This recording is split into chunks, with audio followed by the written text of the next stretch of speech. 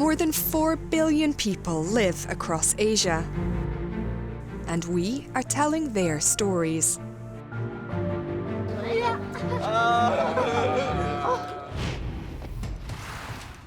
In this edition, at the 2022 Beijing Winter Olympics, snowboarder Su Yiming clinched gold and silver. But a few years ago, an incident almost made him give up snowboarding. How did he get to where he is today?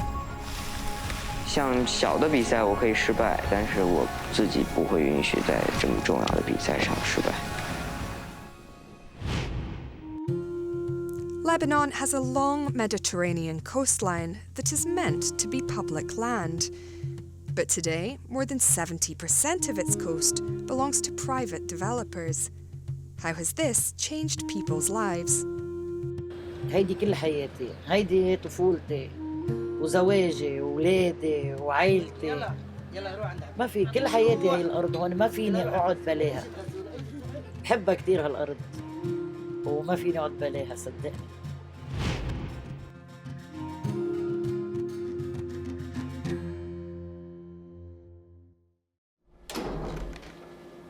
这么疼吗？不疼。这样疼吗？这样不疼。 This is Su Yiming. Today is his third post-surgery checkup for his leg injury. 这个印儿到什么时候能恢复的看不出来呢？我觉得还得1个月2个月。 Su Yiming shot to fame after he debuted in The Taking of Tiger Mountain, directed by Su Hai.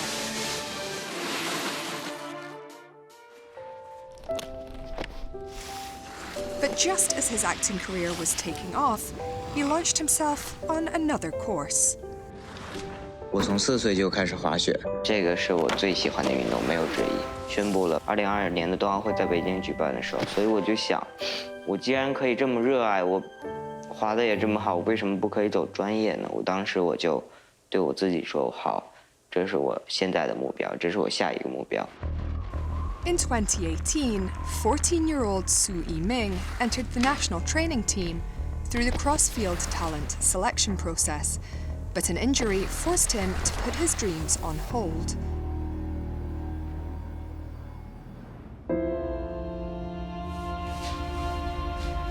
The injury left Su Yiming devastated. He started doubting himself. As an encouragement, his mother gathered his friends for an outing, hoping they could help him face his fears.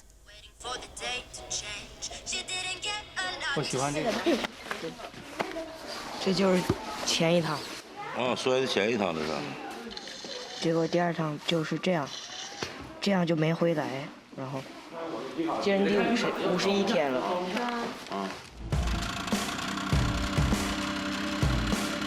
坐好没？把板都抬起来。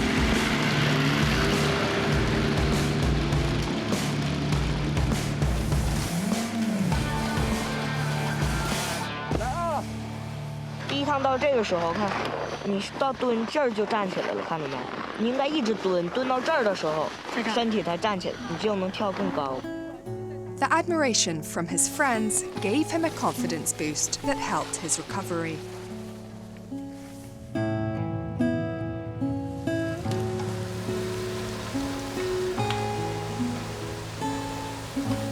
For his mother, every second spent together as a family is cherished.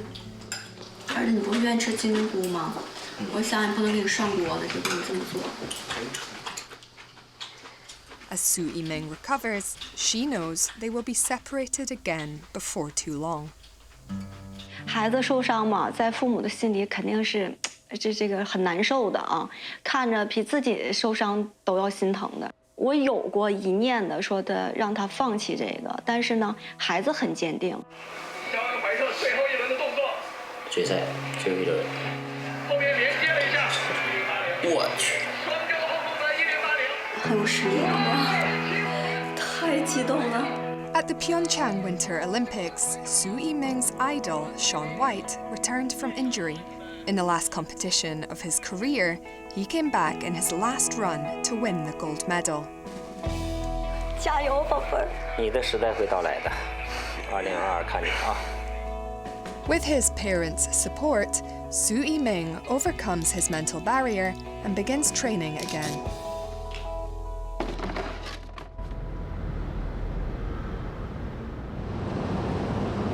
这第一天训练呢，你要先热身啊。跟着你的教练的步伐，不着急。中午午休的时候给妈发个微信就行。天还是12点半有，你别12点了。啊，我不给你打，我不给你打。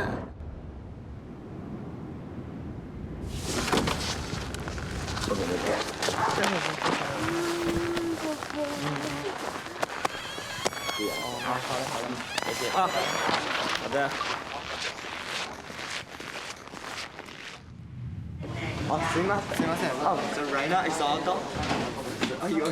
At the slopes, Su Yiming starts training with a group of athletes from China and Japan.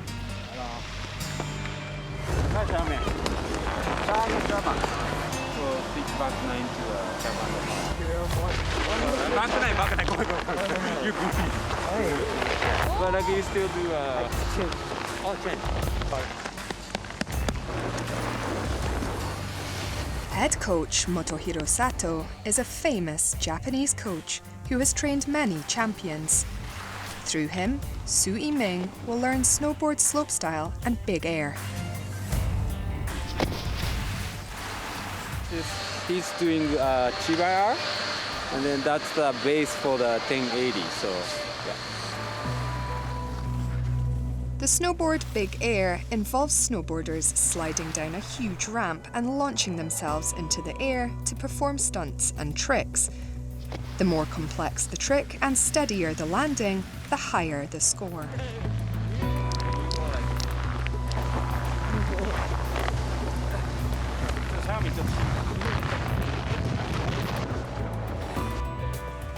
在起跳坡之前，你看到的只能是天空，看不到落地坡，所以每次对我来说都是一个挑战。 He's doing good. Winter training is coming to an end. To prove himself, he must return to competitions.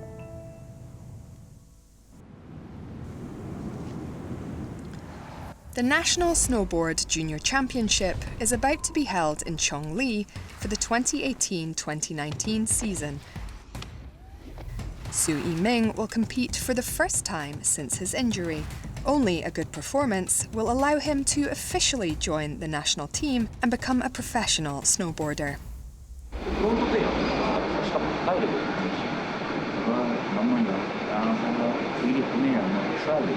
身体的用法、上 rail 的那个方式，好多细节都需要不断的去挑战，并不是特别适应。Injury has kept Su Yiming away from the field for a long time. He has to quickly adapt to the intense pace of competition and training. I think we have like 3 rounds for training. We have little, like short time. Just like, you know, I start the last rail. Then I give you 6. This competition could decide Su Yiming's future. He is determined not to let himself down. 像小的比赛我可以失败，但是我自己不会允许在这么重要的比赛上失败。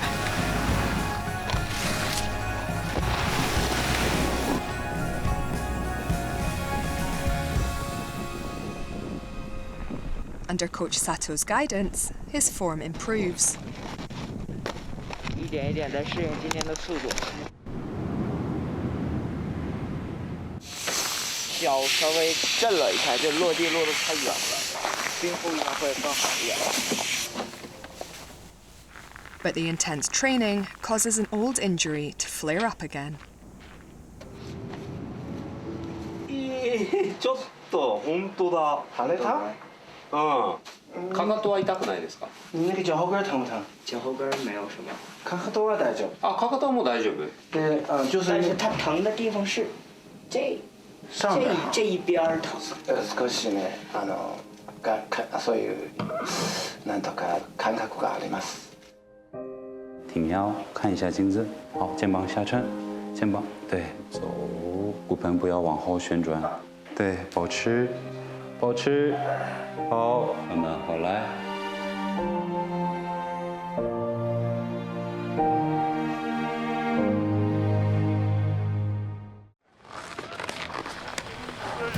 It's the first day of the competition.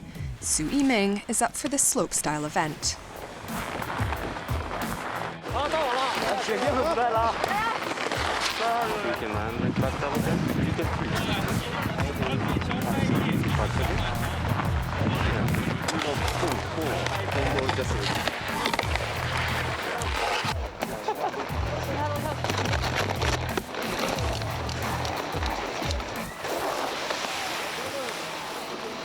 55号运动员已出发。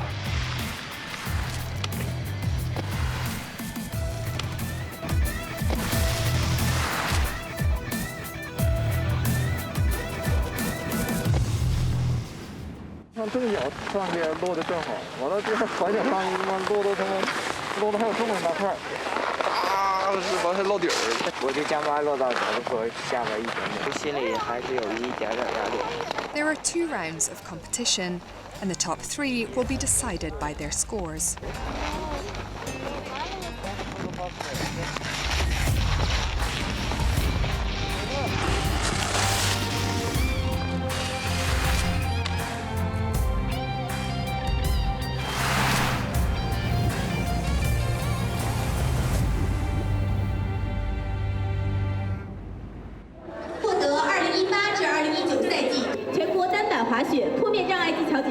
U18青少年锦标赛男子组第3名的是苏翊鸣，恭喜您。Su Yiming is obviously unhappy with this result. To be fully prepared, he decides to re-wax his snowboard according to the temperature and snow quality on competition day. Hello， 你好。怎么样啊？挺好。然后这边都是那种小冷那种。是。上午。明天上午大概是9点到10点有1个小时的训练，然后就开始比赛，30多个人吧，这样2个3个。今天的那个温度是多少？知道吗？今天是零下34度上面。风还特别大。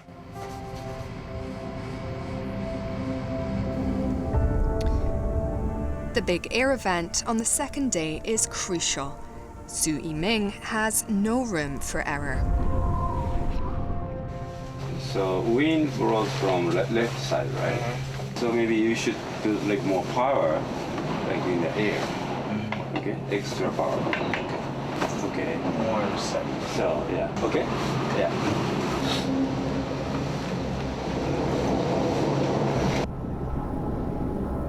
The athletes are facing temperatures of minus 38 degrees Celsius and high winds. 可以发出。1发7号。87.75分是吧？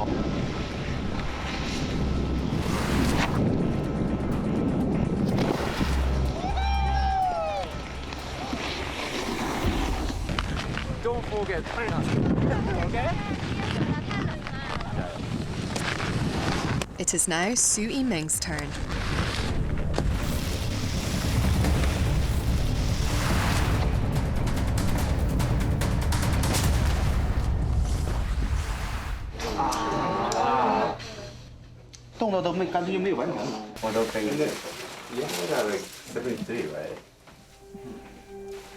Su Yiming almost breaks down after a mistake in the first round.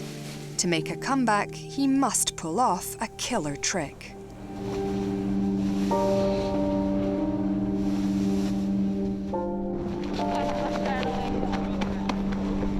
Now let's focus for the 1080. Okay. 好打。对。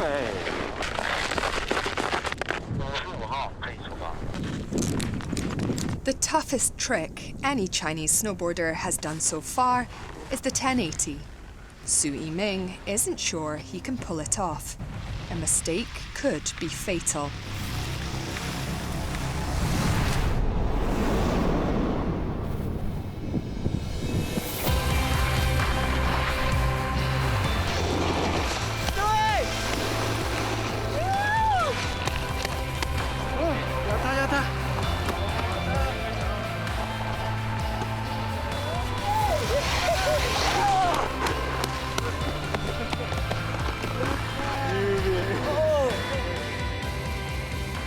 是1080，然后第二是反脚900，第三是720。The most important thing is he grew up through the competition. Su Yiming successfully gets into the national team. This is just the beginning of his career.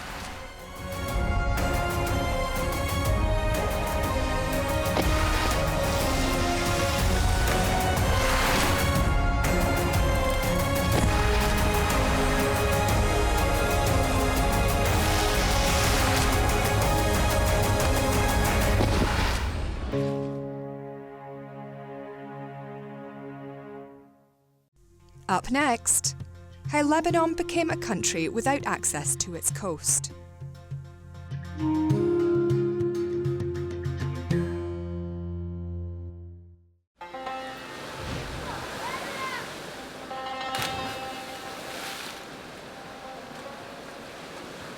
جوزي شفته بعيني يعني جوزي كيف مات.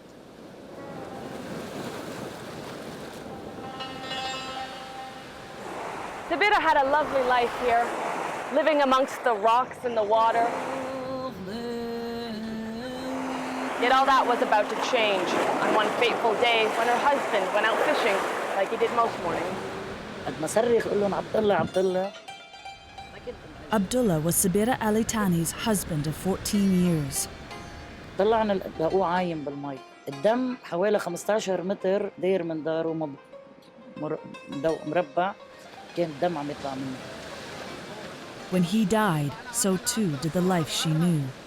عايش بنعيم بحس حالي أنا وماشي طايرة على الأرض. بس لما توفى زوجي حسيت سكرت الدنيا بوجهي.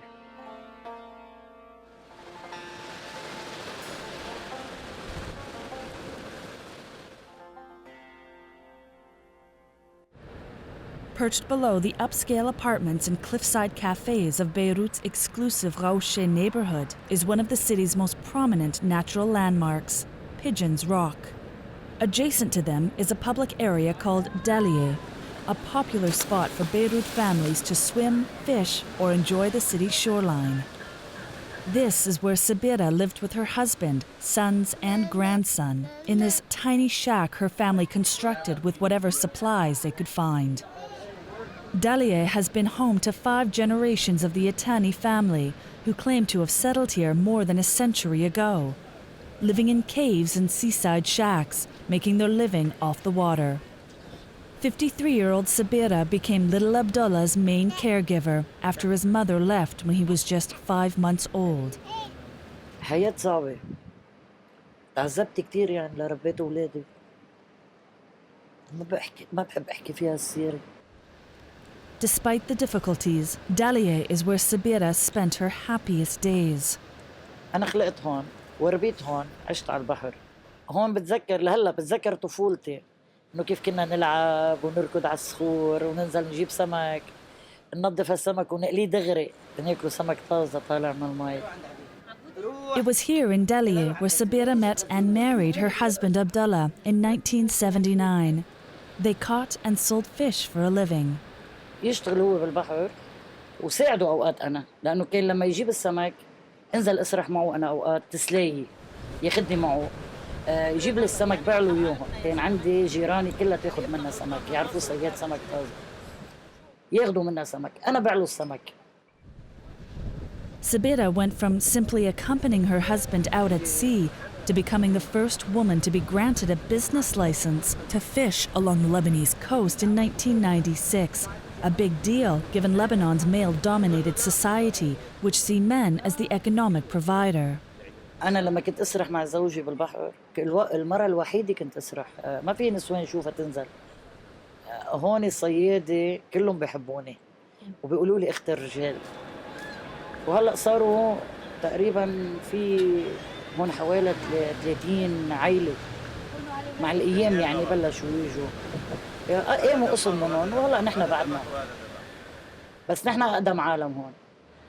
Life was peaceful, but one day in 2011 changed Sabira's life completely. The day she watched her husband die when a big yacht collided into Abdullah's small fishing boat, killing him.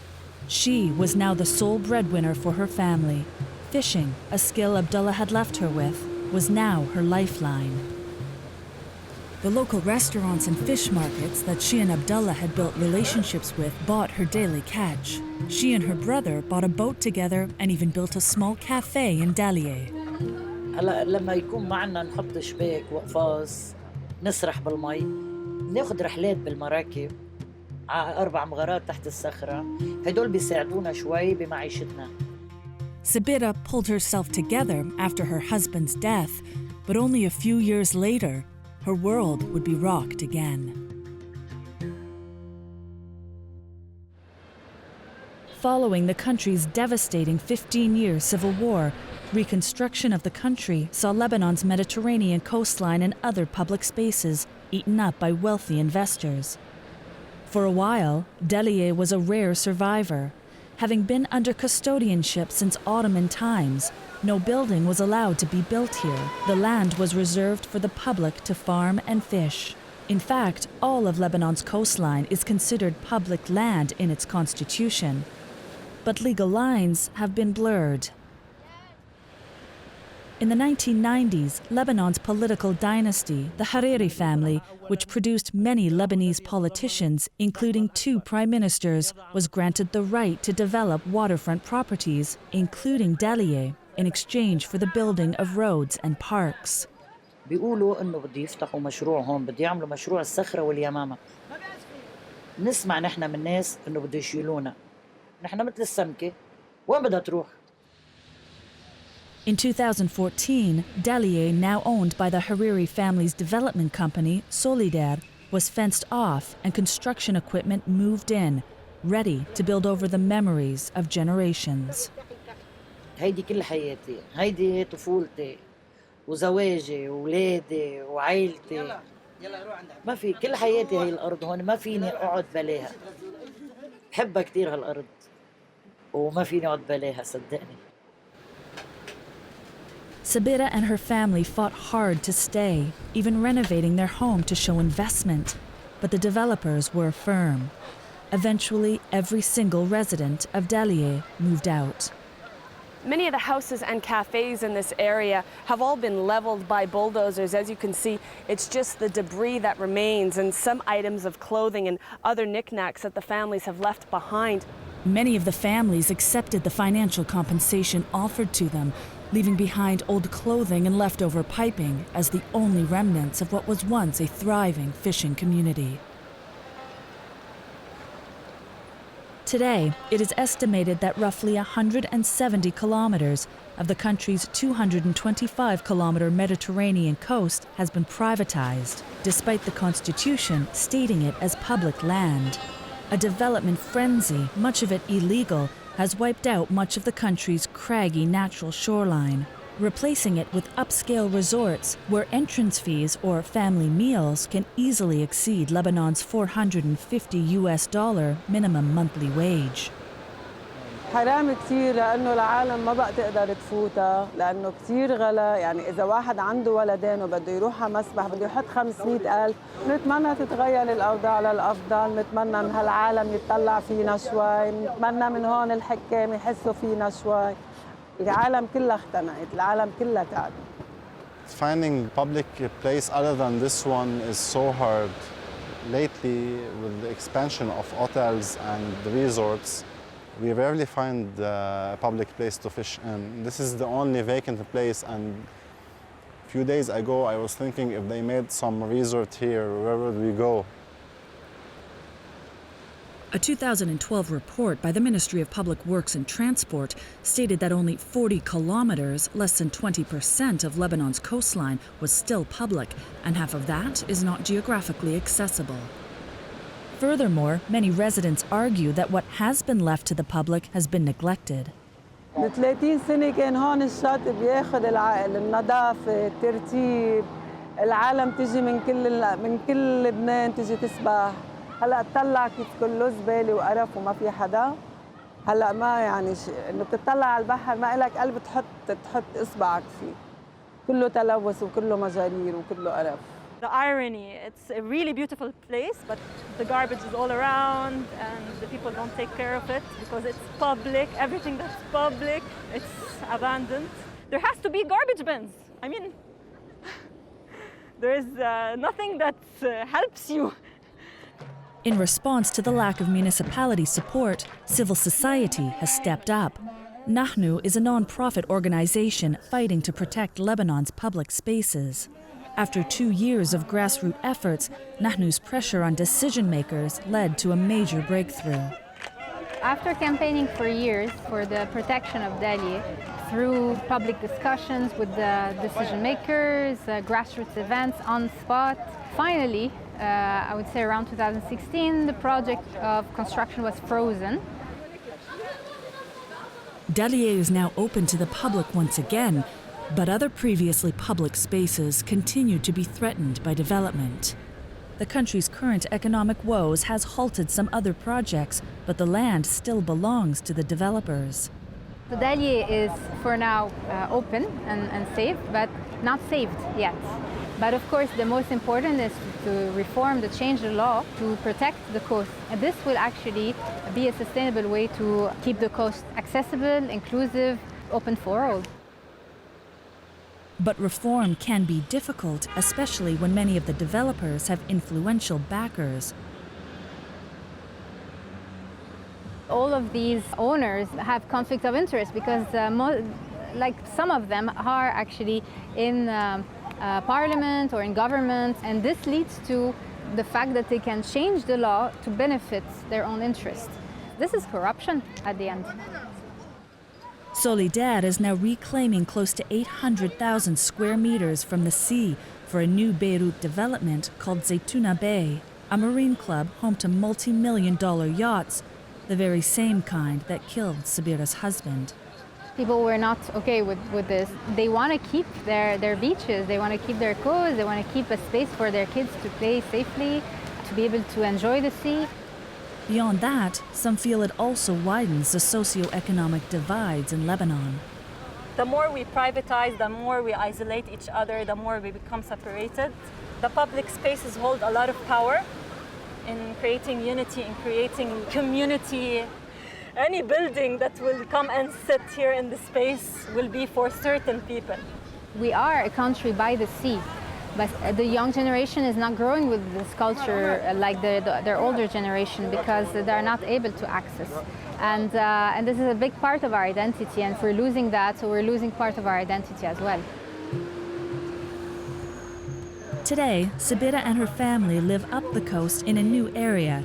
Yet, now at 60 years old, Sabira continues to go out fishing every morning and sell her catch at a local fish market. Sabira's life by the sea may have been turbulent, but she has no plans to leave. بقبل راس بيروت بالذات شو بده يعملوا فيه؟ معودين لأنه خلقنا هون وربينا بالبحر، عايشين بالبحر نعم. حياة حلوة. For Assignment Asia, I'm Natalie Carney in Beirut. وينك طاير؟